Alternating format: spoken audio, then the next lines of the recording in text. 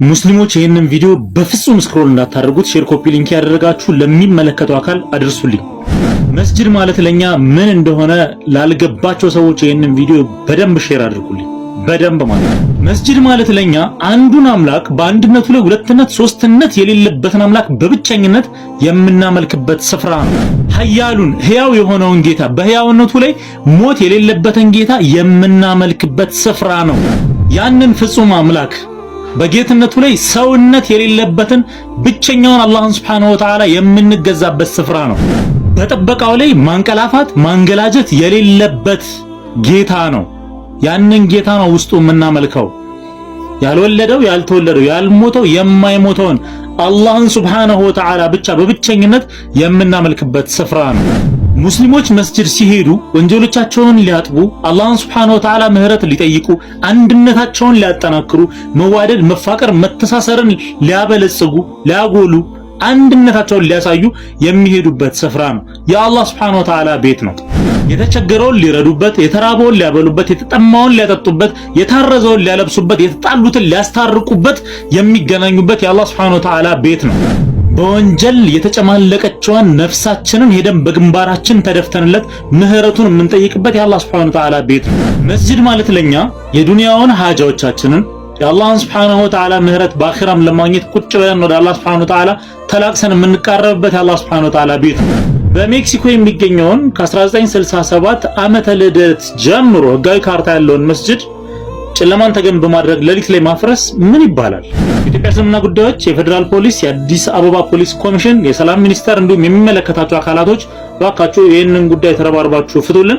እንደዚህ አይነት ስራ እንዳይደረግ ከዚህ በኋላም ተገቢውን እርምጃ በመውሰድ የሀገራችንን ሰላም፣ የሀገራችንን ፍቅር፣ የሀገራችንን መተሳሰብ፣ የሀገራችንን እድገት እንዲሁም ልማት እንቅፋት የሚሆኑ ሰዎች ላይ ተገቢውን ቅጣት እንድትወስዱልን ስንል በአክብሮት እንጠይቃለን። ነብዩ አለይሂ ሰላቱ ወሰላም በምሽከተል መሳቢህ ሙስሊም በዘገቡት ሐዲስ በ5748ኛው ሐዲስ ላይ ነብዩ አለይሂ ሰላቱ ወሰላም እንዲህ ይላሉ፣ ፈድልቱ ዐለል አንቢያ ቢሲቲን ከሁሉም ነቢያቶች በስድስት ነገራቶች ላይ በላጭ ተደርጊያለሁ የበላይ ተደርጊያለሁኝ። ከነኛ ውስጥ አንዱ ወጁዒለት ሊል አርዱ መስጂደን ወጣሁራ ምድር ለኔ መስጂድ የመስገጃ ስፍራ ቦታና እንዲሁም ደግሞ ንጹህ ተደርጋ ተሰጣኛለች አሉ ነብዩ አለይሂ ሰላቱ ወሰላም። ስለዚህ ሙስሊም የተገነቡ መሳጅዶች ላይ ብቻ ሳይሆን የሚሰግደው ምድር ሁሉ ጠሃራ እስከሆነች ድረስ መስገጃ ስፍራችን ነው ማለት ነው። ስለዚህ መስጂድን በማፍረስ ከሰላት ልታቆሙን አትችሉ፣ ሁሌም እንሰግዳለን። ነብዩ ሰለላሁ ዐለይሂ ወሰለም በሌላ ሐዲሳቸው ላይ መን በና መስጂደን ፊል አርዲ በነላሁ ለሁ በይተን ፊል ጀና በምድር ላይ አላህን Subhanahu Wa Ta'ala ቤት የገነባ ጀነት ላይ ቤት ይገነባለታል ብለዋልና ስለዚህ ይህንን መስጂድ እንዳዲስ ከመሬት አንስተን ኢንሻአላህ በሰፊው እንዲገነባ ሁላችንም ተባብረን መስራት አለብን። ይህንን ቪዲዮ ሼር ኮፒ ሊንክ በማድረግ ለሁሉም አድርሱላቸው። ወሰላሙ አለይኩም ወራህመቱላሂ ወበረካቱ።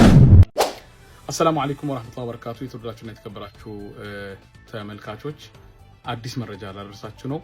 ዛሬ ተባረክ መስጂድ አዲስ አበባ ሜክሲኮ የጸጥታ ኃይሎች ጨለማን ተገን በማድረግ አጥሩንና ታፔላውን አፍርሰውታል።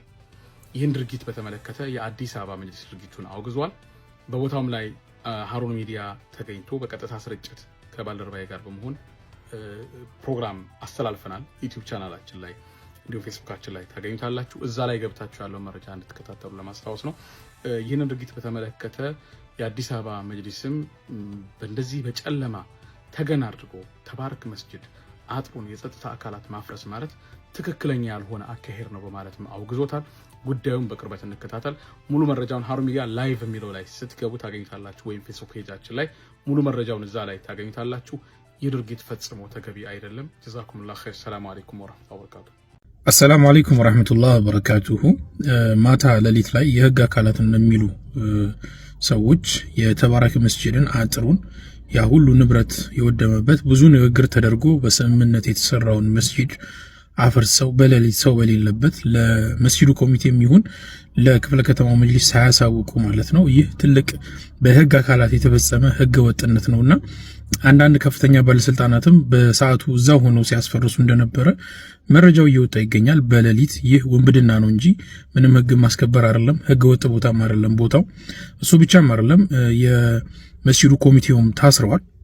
እንደዚህ አይነት ነገራቶች የሚፈጸሙት ለሙስሊሙ አጀንዳ ለመፍጠር ነውና ሙስሊሙ በአንድነት በእንደዚህ አይነት ጉዳዮች ላይ መልስ መስጠት አለበት፣ መብቱ ማስከበር አለበት። አላህ ሱብሓነሁ ወተዓላ ሁላችንንም ያግዘን። ሰላም አለይኩም ወራህመቱላሂ ወበረካቱ።